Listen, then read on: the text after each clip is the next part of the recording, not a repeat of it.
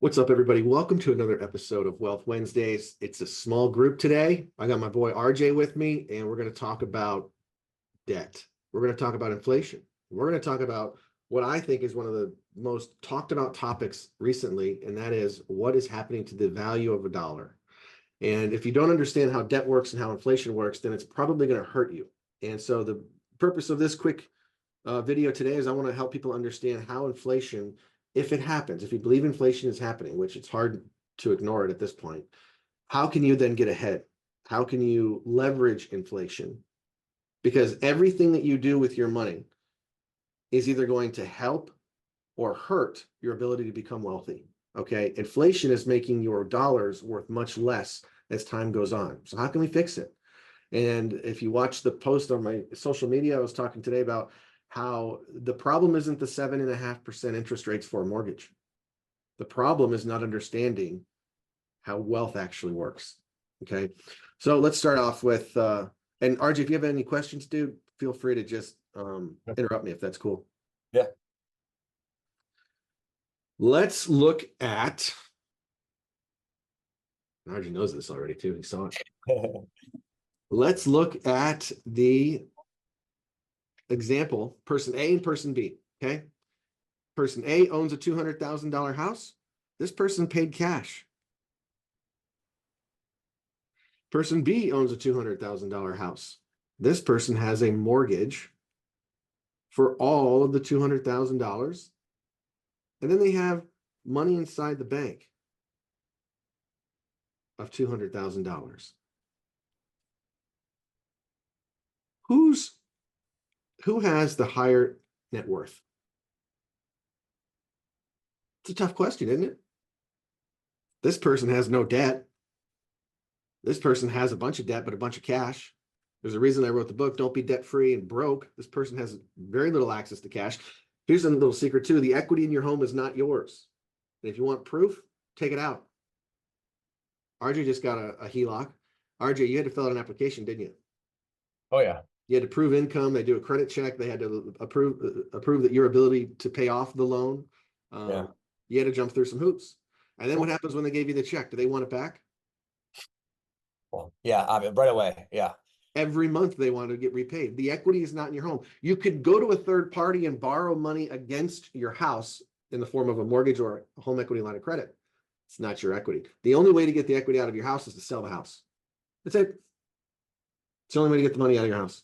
Now, am I a believer of like getting equity working for me? Yeah, because I call it debt equity. This person A, has debt equity inside the house. They paid cash, so they're proud.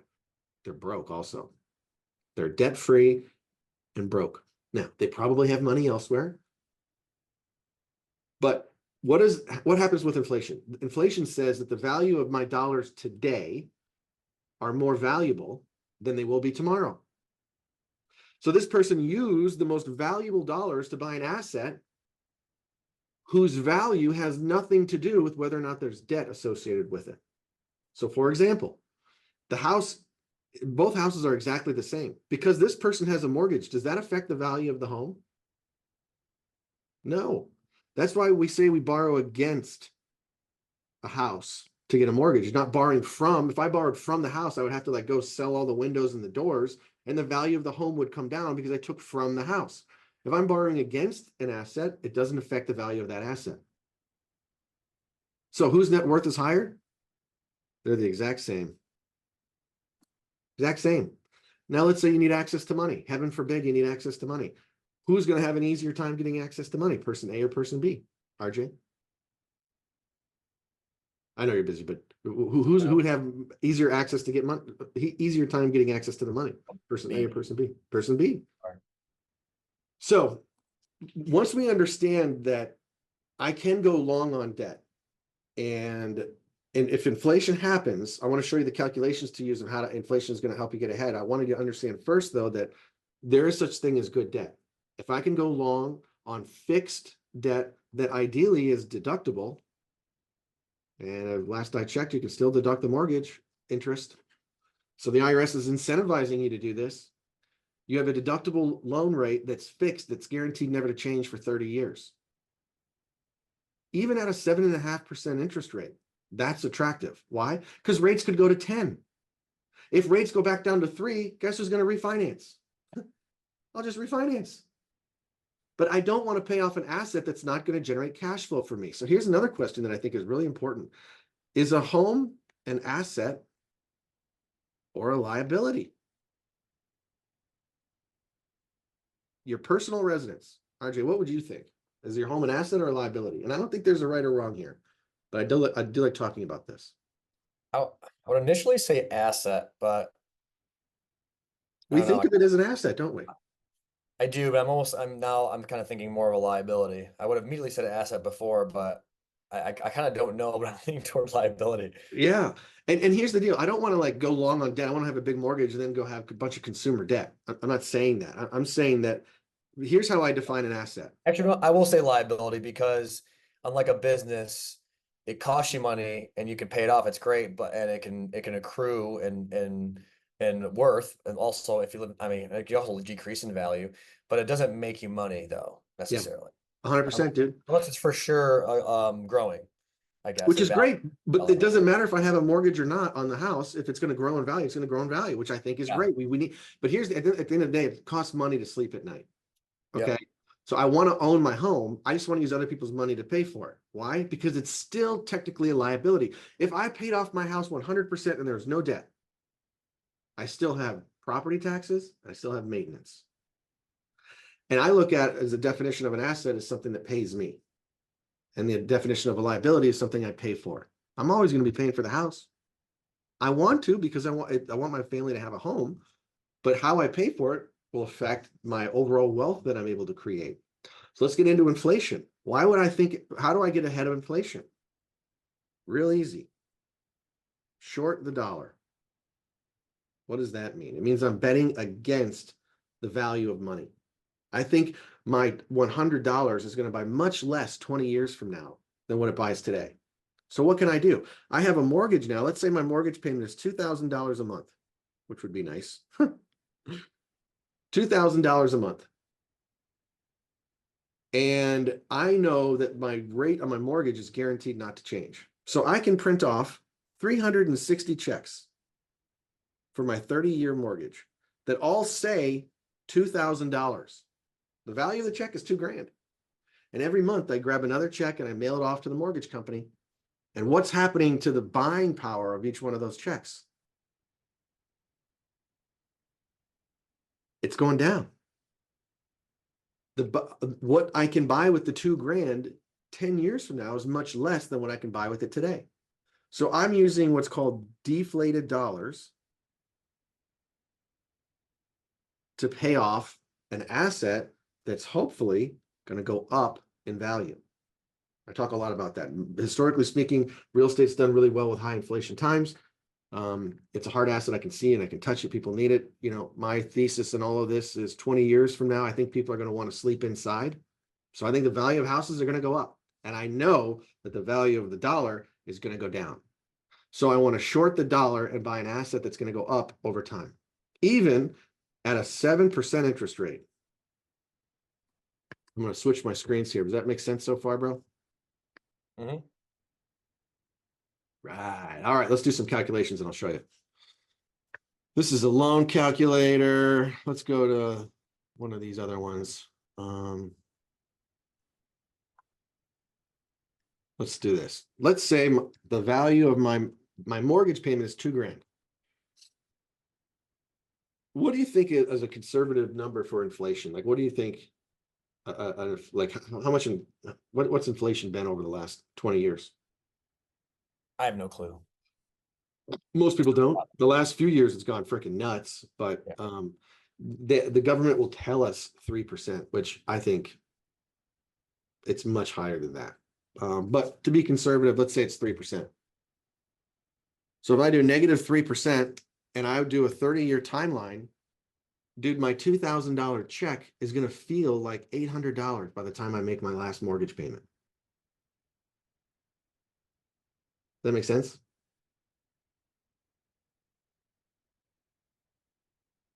I see you staring. Does that make sense? Yeah, no, I'm trying to process it. Can you say it one more time? Yep. The value of my $2,000 is going to buy roughly about the same amount of goods that $800 buys me today. Oh, based on inflation. Okay, I got you. Yeah. Yeah. So I think I said that wrong, actually. The $2,000 is gonna feel like $800 hmm 30 by the time I make my last mortgage payment. So the value has gone down. So the check still says 2 grand, but it's not worth nearly as much as it was 30 years prior. Now, what's happened to real? The buying power of it based on inflation. I got it makes sense. Yep. Yep, the buying power has gone to crap. I think inflation's even more than 3%. Like if it's 4%, you're talking 508, like that's $600. That's what it's gonna feel Yeah. like. Well, I always remember my dad said stuff like, "Oh, you could buy a Cadillac for, $8,000 back in my day," that type of thing, like it's different than, now they're, what, $70,000 if not more. An So Escalade's over 100. yeah, there you go. So think about this, dude. We know that's going to happen. So why would I take my valuable dollars today and put it locked up inside of a house that's going to go up in value and never use the cash? I want to use other people's money and pay them back with deflated dollars over time on a fixed low deductible interest rate. And even if it's 7%, I'll pay the 7% because I know the value is going to be going down. And when the rates drop, I'll just refinance. And if the rates go up, I'll be really happy that I locked in the 7. Okay. What's happened to real estate in the last 20 years? Since 2000, on average, real estate has doubled. So if I buy my house today, and whether I pay cash or whether I mortgage it, has nothing to do with the increased value 30 years from now on real estate. So I can use other people's money to buy an asset that's going to go up over time. And then I can constantly borrow against that in the future. So my goal in life is not to be debt free. My goal is to be solvent. I want the ability to pay off a loan if I choose, but I want access to the cash. So the value of my home, I don't want the equity sitting inside my home. I want my equity sitting in an uncorrelated asset. Okay. You could do a savings account, a high yield savings account. You have taxation issues. You have issues with creditors. It's exposed in lawsuits, but there's ways to have what they call a sinking fund. A sinking fund is something that I would fund rather than pay off the debt. This is kind of like what we were talking about earlier. Rather than paying off the debt, I could take the extra money or the extra payments and put it into an extra account that compounds. And at some point, I'll have enough money in that extra account to pay off the loan. But the difference is you have control over the cash for those 20 or 30 years. So here's what that looks like. Like what? So you ever wonder why lenders give you incentive to go shorter on debt? Like you get a better interest rate on a 15-year mortgage versus a 30. It's because they get repaid faster and then they can lend the money out again. So they'll incentivize that. So let's say I buy a $500,000 home and a 15-year mortgage, the rates right now are about 6.7%. So I'm spending about $4,400 a month. Okay. Now in 15 years, the house is paid for. All my cash flow went into the house. House is paid off, no more debt, and the house value is whatever house value is. Now let's say I take the same $500,000 and I do a 30-year mortgage. It's a higher interest rate. My payment's much less. It's about almost $1,000 less. So I'm paying $3,400 rather than $4,400. So what do I do with the extra money then? Bro, who wants control? Me, I want control over the cash. I don't want to just spend it on lifestyle. The goal is to be solvent at some point. What if I just put the money into boring old life insurance that guaranteed compound growth tax-free? If I put that money inside of a policy, I'm going to reshare a new screen here. Now, these numbers are not guaranteed. This is based on health. Everybody has to qualify. This isn't financial advice. This is just conversation, education, which is intended for conversation. If I were to put like the savings inside of a policy, this is what it looks like. So that's what I would put it in on a policy. Like worst case scenario, I pass away the next day, my wife gets $600,000 tax-free. So I'm taking care of the family.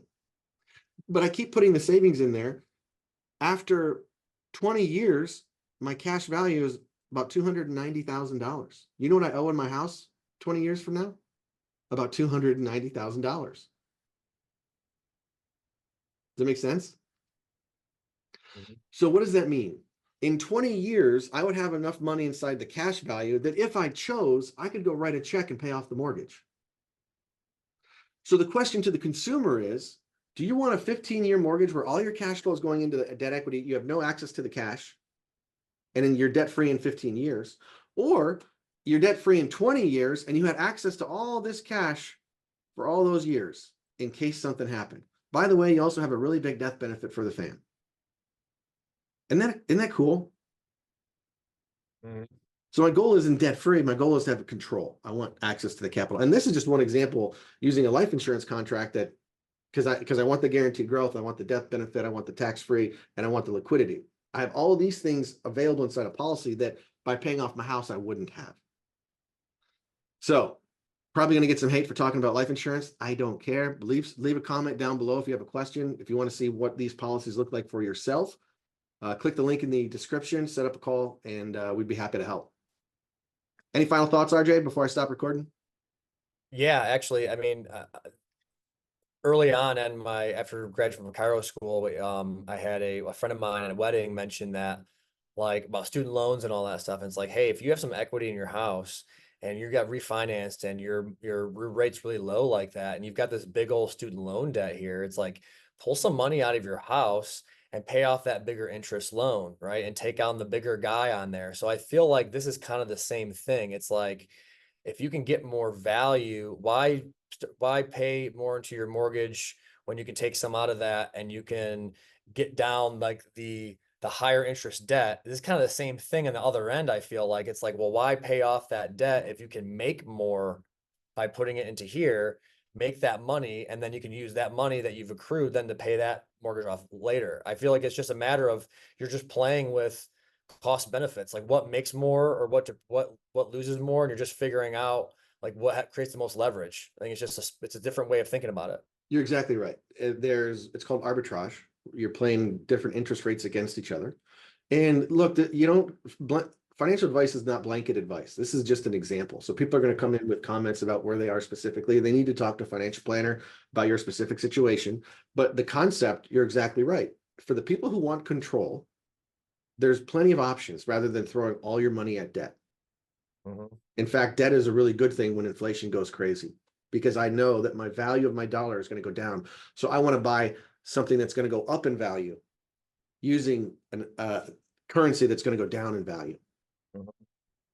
Yeah, it makes a lot of sense, especially for someone that's really dumb with numbers and was thought that buy term, invest the rest, and that's the way to go, and all our stuff. It when you truly understand like the leverage and you think of it as a tool for cash flow in that way, it makes a ton of sense. You can't look at it just as like, oh, well, I get a whole life policy when it costs way more and you get more coverage for a term. I think they're two completely different tools. Completely. And like in this I didn't know the example, difference. I used to think it was one versus the other. You chocolate or vanilla, yeah, it's not. exactly. And in this example that I just showed you, I'm just using the money that I'm saving that I otherwise would have put into the house.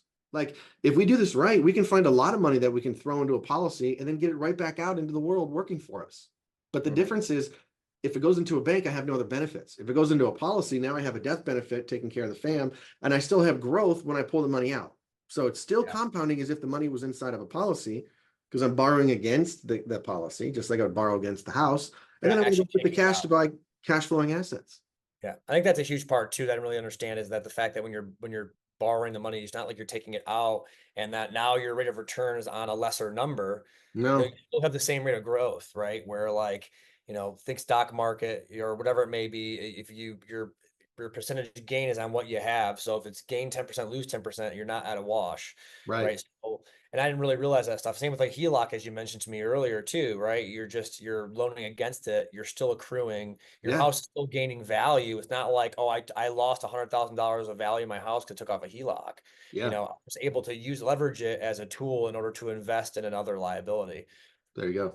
So, Entrepreneurial minds, man. We got to be able to think outside the box and not just get in line and sure. act It like took me a shit. while to get there. I will say it took me a while to get there, but I'm here. So I love it, man. RJ, thanks for hanging out with me today, dude. thanks. Appreciate it. All right, everybody, leave a comment in the link, leave a comment in the part below. If you have any questions, I'd be happy to talk one-on-one with you, and then click the link, join the community inside of school where you can learn all this stuff for absolutely free. I don't even charge anybody for this. Education is free. And when you're ready to buy a policy, hopefully you can leverage us. So thank you.